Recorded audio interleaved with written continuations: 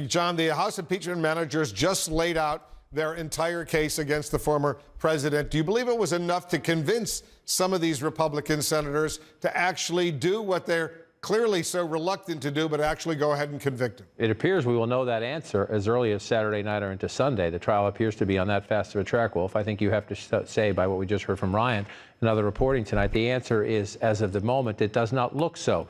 You have Lindsey Graham and other Republicans actually in plotting strategy with Trump's lawyers. They are supposed to be impartial jurors. Tells you everything you need to know. You have Joni Ernst of Iowa, Marco Rubio of Florida, two Republican senators leaving the chamber tonight, giving credit, complimenting the presentation by the Democrats, saying it was very powerful, the case they laid forward, but still saying they have doubts about whether it's appropriate to convict a former president. So you see some Republicans coming up with a political argument. We'll watch how this plays out in the end, but this is the challenge the managers have, the House managers, essentially the prosecutors here. They're essentially trying two cases, Wolf. They want to convict President Trump in the Senate. If they fail at that, because they don't get enough Republican votes, they're trying to convict the Republican Party in the American Court of Public Opinion, making the sense that we presented our evidence and these Republicans decided to stay with Donald Trump, to stay as the party of Trump. You know, Abby Phillip is with us as well. The Democrats' presentation, Abby, I think everybody agrees, was very, very strong. But their assignment to actually change the minds of these Republican jurors, these Republican senators, that's an enormous challenge, isn't it?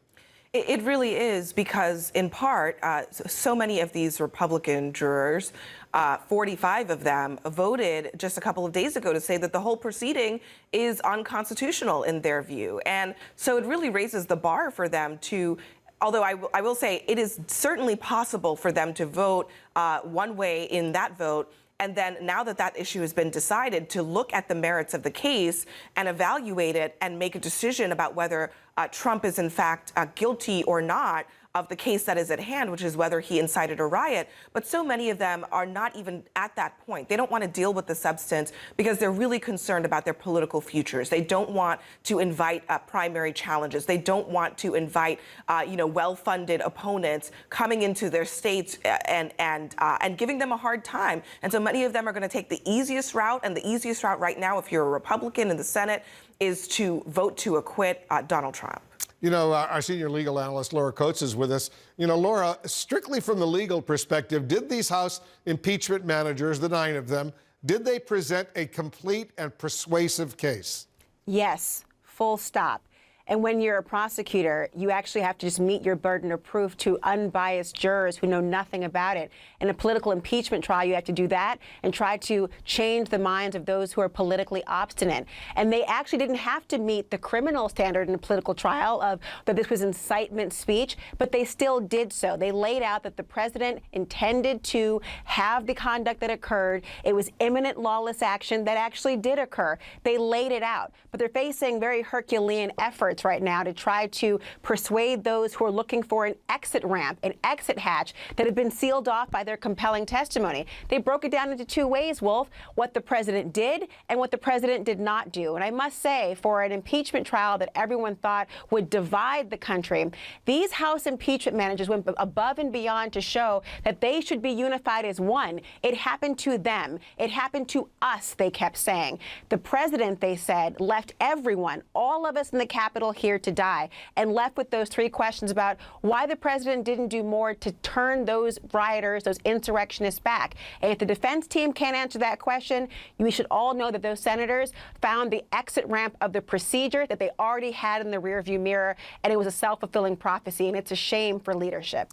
Yeah, you know, the House impeachment managers, all 9 of them, Laura, they tried to offer what's called a pre-buttal to the Trump defense team by arguing that the First Amendment defense is nothing more than a distraction, because I suspect tomorrow when the Trump lawyers make their case, they're going to cite the First Amendment. That's what the president, they say, was doing.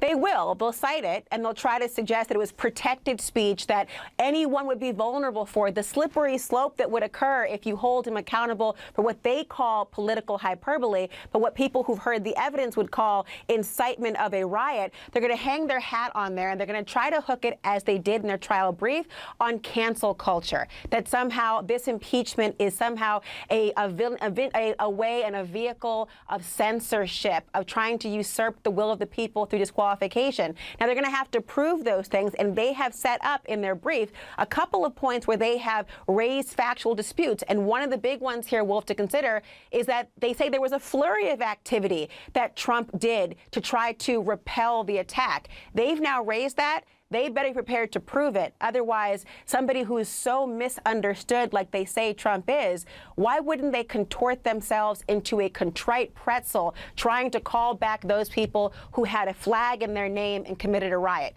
If they can't prove it, then they have missed the mark, and America will suffer in terms of its democracy. You know, Abby, the House managers, the 9 of them, they argued that the threat posed by the former president is not just in the past. I want you to listen to Congressman Ted Lieu of California. Listen to this.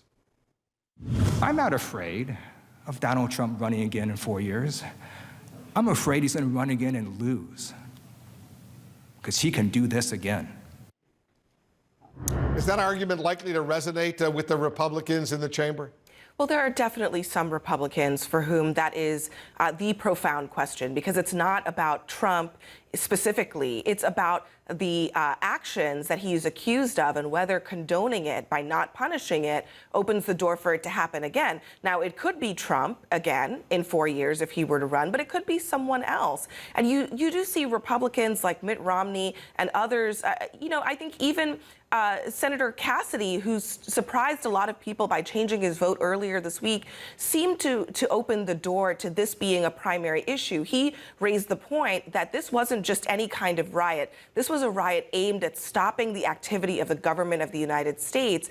And that's ultimately, I think, the big question that this impeachment procedure poses to Republicans who are hesitant to vote to convict, which is, are you protecting the democracy by allowing this to go forward without any kind of punishment? And maybe it will be Trump in 4 years, but it really could be anyone who might try to do exactly the same thing again. You know, John, the House impeachment managers, they clearly were appealing to the Republican senators. I thought one of the most effective things they did, they had all these clips, these video clips of Republican governors in Maryland, in Ohio, Massachusetts, Republican lawmakers, former Trump administration cabinet members, and other officials saying how awful the president was in doing what he did around January 6th. But the question is that going to resonate with these Republican senators? We'll know that in the final math, but this gets back to Laura's point about these House managers. The Democrats deliberately tried to say this is about all of us. This is about the country. This is about Democrats. This is about Republicans. This is about our staff. This is about the Capitol Police. This is about the custodial staff. This is about all of us. Forget your name. Forget your party. Forget where you come from. This is about all of us. And Wolf, it was also a smart strategic move in the sense that one of the arguments you're going to hear from the president's lawyers is, he did not tell them specifically to do this. This was not his doing. And the Democrats were powerfully saying, if you don't think the president had the power to stop this, why did so many of you, Republican members of Congress, go on television that day, go on social media that day, and say, Mr. President, you're the only one who can stop this. Stop this. The Democrat prosecutors essentially saying, you all know this. Every Republican in this room knows the power of this president. He was the one who brought them here. He could have stopped it. He didn't. And why did so many Trump officials, cabinet members, and others resign as a result of this? That was a pretty powerful moment.